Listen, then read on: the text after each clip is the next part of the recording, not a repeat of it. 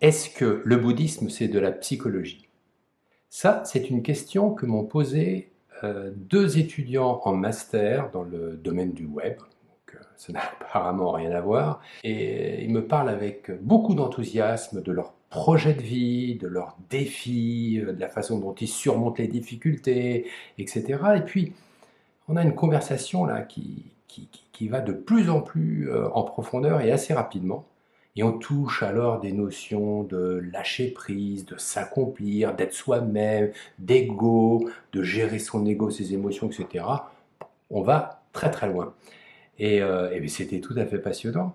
Et je pense que mes réponses les ont intéressés parce que bon, c'est là qu'ils me demandent, mais toi, d'où tu viens, qu'est-ce que tu as fait pour justement nous apporter toutes ces réponses?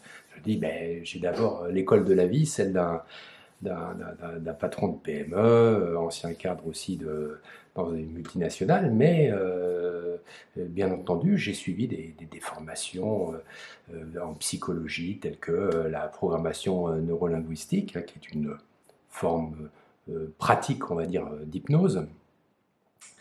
Mais je dois vous dire, messieurs, que les réponses que je viens de vous apporter, compte tenu de la profondeur de vos questions, eh bien, j'ai puisé ces réponses dans autre chose. Je les ai puisées dans la philosophie, la psychologie, le dharma, on appellerait ça, euh, tibétain, bouddhiste tibétain.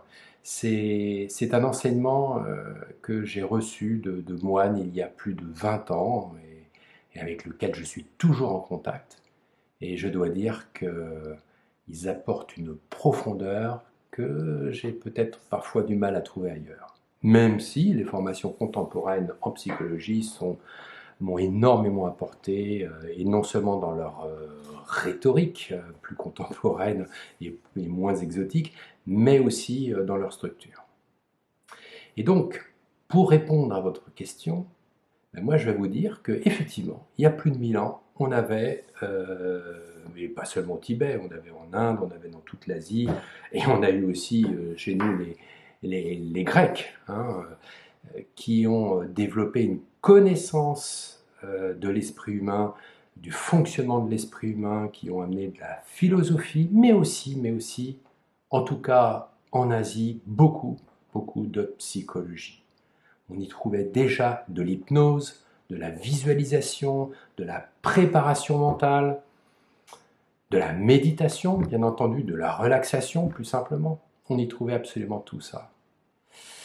Donc voilà, je puise mes racines dans ces deux mondes. Alors, comment se fait-il, hein, pour mieux répondre à la question d'origine, qu'il y ait un point commun, ou tant de points communs plutôt, entre la psychologie tibétaine et puis, d'autre part, la psychologie contemporaine? Bah, l'esprit humain n'a peut-être pas tant changé que ça, il a peut-être une essence commune.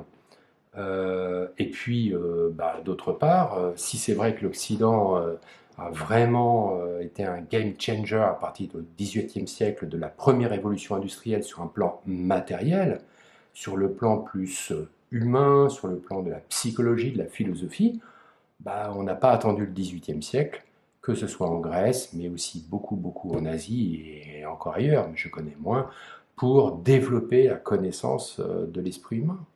Et puis deuxième point, euh, bien nos moines et même ceux qui tout simplement les Tibétains laïcs ont dû fuir après l'invasion chinoise de 59 et sont allés pour beaucoup aux États-Unis, mais on en trouve aussi beaucoup en France. Et je suis absolument certain que leur influence sur la psychologie contemporaine a été extrêmement déterminante. Voilà, ça c'est ma conviction. Et d'ailleurs, si cela fait débat ou si vous voulez en savoir plus, n'hésitez pas à me poser vos questions, me faire vos remarques en commentaire. À bientôt.